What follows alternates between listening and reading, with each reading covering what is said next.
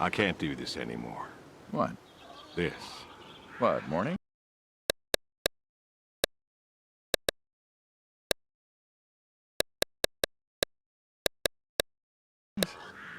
No. All of this. You mean the deal? Afraid so. What do you mean? You need better pay, different hours? No, nothing like that. I'm just, you know, done with this. Uh-huh. Okay. You wanna No. suit yourself? So, you're done, huh? Yep. You do understand what that means, right?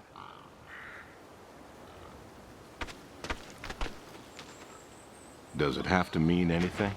It doesn't work like that. You know that. I must be getting forgetful in my old age. Uh-huh.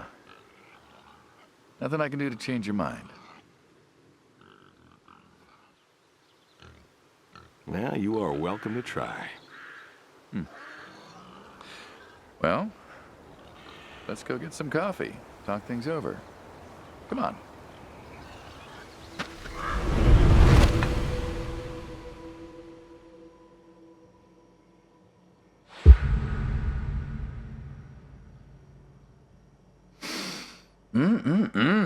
Smells delicious as always. Sadie was the real cook. Hey, don't sell yourself short. Not much that's better than your home-cooked eggs. Hope you don't mind, I left out the bell peppers this time. Can't stand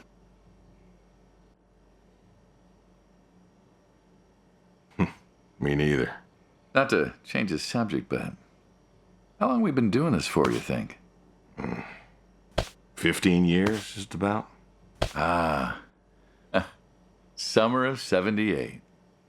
Why'd we meet? What was it? Bill was sick. And you couldn't afford a doctor. No, we could not. So you needed my help. You or God's. Well, here's what I remember. I had a problem that night, and Jimmy was trying to help me solve that problem when who should come in through that door but you? Jimmy was always bragging about connections back home. I thought he could help. Jimmy knew we could help each other, so he called up Tony. We agreed, made a deal. We all agreed. Ugh. Anyone ever tell you you're no good at making coffee? Sadie did. All the time. Thought you'd have got it better by now. Well, Sadie made the coffee. I made the bacon. It's good bacon. You know, when I was a kid, I thought pigs were all pink with curly tails. Yorkshires are. Mine are red wattle. American breed.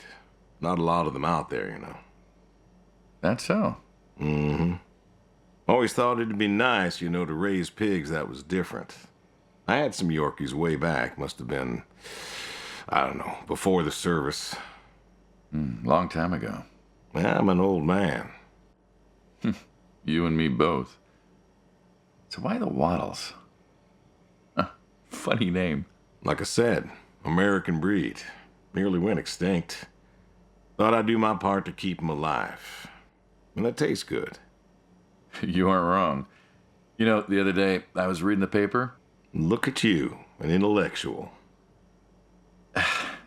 Maybe.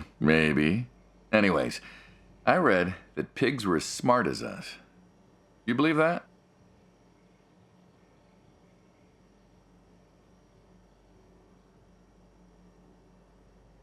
I suppose so. How smart do you reckon?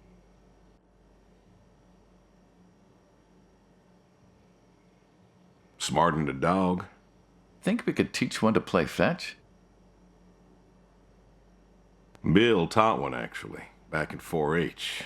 Called it, Henry. What happened to Henry? Well, Bill had to learn how to butcher sometime. We all do. Do you think the pigs know? Know what? That they're food. Oh, pigs don't think like that. How do you know? 'Cause I know pigs. Pigs ain't like us. Well, sure, they're smart. They eat, they sleep, but they do not plan. They don't think about the future. And I suppose you do? Every man does. I think I'm just about finished up here. What do you say I accompany you today? How do you reckon? Well, my visits are always so short. Figured I could help you out with some chores. Maybe figure out what's going on with your little sports truck in the garage. As long as you're okay with shoveling manure first. What about your sidekick? Protege. When I retire, he'll be the man you'll be dealing with. Good guy. Smart. Discreet. Ambitious. Like you, I guess. But, listen. I told you already. I'm quitting. We'll see.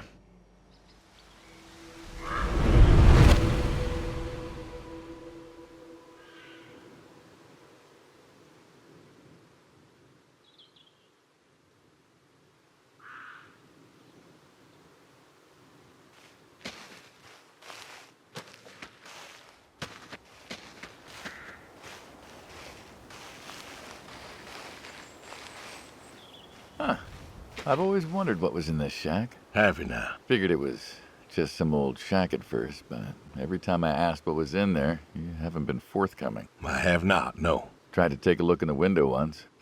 Did you now?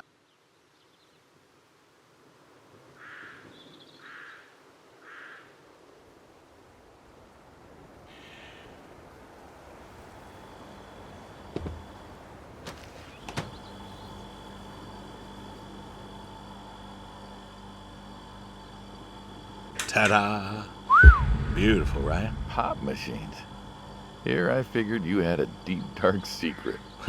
We have a deep, dark secret. This here is one of my hobbies. What, collecting them? Well, sure, I collect them, I guess, but that's not really the point. Is there a point to any hobby? It depends. What I meant was that it's no fun to just collect them. I fix them up. That's where the real fun is. Makes sense. You got any hobbies yourself? Me? Well, who else am I talking to? I mean, who doesn't have hobbies? Well, what's yours? Reading, I guess? Reading isn't a hobby. Yeah, of course it's a hobby. What do you think libraries are for? Everyone reads. Heck, I read the paper every day. But reading isn't a part of your personality. It's just a thing people say they do when they don't have any other hobby. You really believe that? Mm-hmm. I knew someone who read every single day. She said she loved the smell of books, the texture of the pages on her fingers. She even bound books. Her hobby wasn't reading, it was books. You put too much thought into this. Well, a hobby is something you do because you're passionate about it. If it's something you're not wholly in love with, then you're still trying to figure out what your hobby is. So, you got a problem with my passion? Well, no, you said I guess. No one says I guess when they love something. Is love a requirement for a hobby? Absolutely. Love's a requirement for many things. And so you love fixing soda machines? Mm-hmm. That is correct. Why? It relaxes me. I don't know, soda machines. It's an unusual thing for a man to want to fix. Don't people get paid to fix them? It is unusual, but when the missus and I would get into fights or when things was bad or I was anxious, well, I don't know. Well, Sadie's sister, when she passed, told me that it was all right to cry, that it wasn't weakness, that it was okay, and I remember sitting there in that empty living room with everyone murmuring and telling me how sorry they were, and I didn't feel like I needed to cry. Didn't you miss her? Of course I did. Still do, but I don't know. Not everybody needs to cry.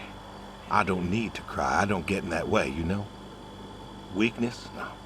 I don't know what she was talking about, weakness. Crying never felt weak to me. That's just not how I am. I can't remember the last time I cried. Maybe that movie about the boy and his dogs? Oh, always cry over that one. Dogs are good. Innocent. Yeah, when a dog dies, that always moves me to tears. Yeah. But Josie insisted. Then she kept insisting. Then, I don't know, I think she got offended I wouldn't cry, as if she loved Sadie more than me. And she made me feel like I was something wrong. Of course, that wasn't true. There wasn't nothing wrong with me. I just didn't, I wasn't like that. It wasn't what I needed. It wasn't how I needed to grieve. This is how I grieve, this right here. When I got a problem, I fix it. And when I fix it, I fix a little part of me. And I don't know how or why, but it's healing. It's a healing thing, and that's why a man's got to have a hobby. Sorry, No, it's all right. I figured, you know. I figured if someone's got to know, this is my quiet little hobby. A thing I do to help me work out my worries. Well, yeah. Looks like you fixed this one up real nice. I'm proud of it. Proud of all of them. But I'm proud of this one most. Thank you for taking the time to show me. There's another reason I wanted to show this to you. What's that? If you want it, it's yours. What am I going to do with a pop machine? Well, grab yourself a nice, refreshing drink of soda every so often, you big dummy. Wait, I couldn't possibly. Yeah. Please. A little memento of our time together. Oh, come on. A memento? Let's keep this train rolling. We can work something out. You come on back by, pick up the soda machine. Take it home with you. Or don't. If you really got no use for it, I won't be offended. I'll think it over. What's next?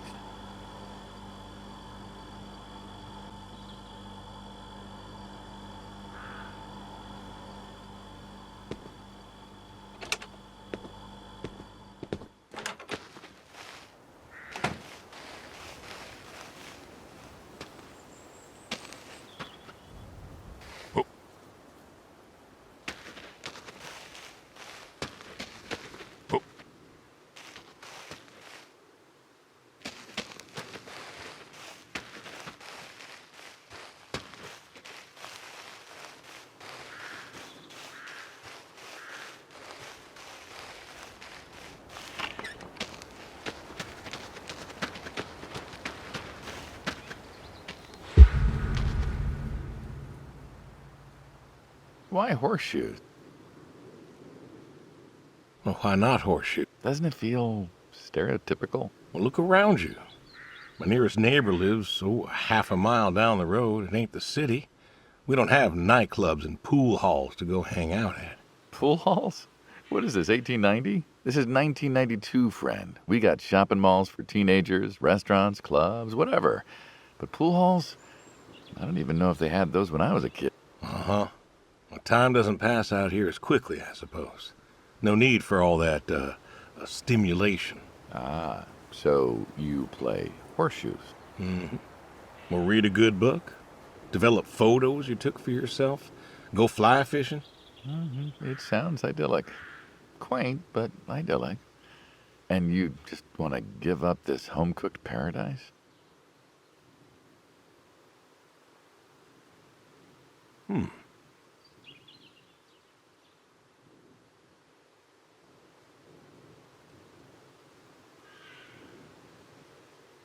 That's lonely, too. We could get you a nice place in the city.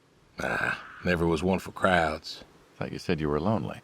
I'd be just as lonely in a crowd. Sadie, nobody else could really see me, understand what I was. How do you figure? What? After Saigon, when I got back, all these people were hugging their loved ones or protesting or whatever, and I don't know. I never felt more alone in all my life. I was home. I should have been happy, and I wasn't. Well, it wasn't a popular war. You lost friends too, right? Yeah, but I got home. It was dark, and there was Sadie. waiting for me. Porch light like a halo around her head. And I knew I wasn't alone anymore. So you came back to your high school sweetheart. I thought he'd have married her by then. I didn't think she'd wait for me. Why not? You're a handsome guy. I bet all sorts wanted you, especially back then. Women love a man in uniform. You see that house on the hill? What, the burned out one? I always wondered what happened there. Gary Gordon, of the Gordon family. Went to high school with us. But, well, most of us were farm folk. Sadie, her dad, was the county judge, so for us that's pretty high society.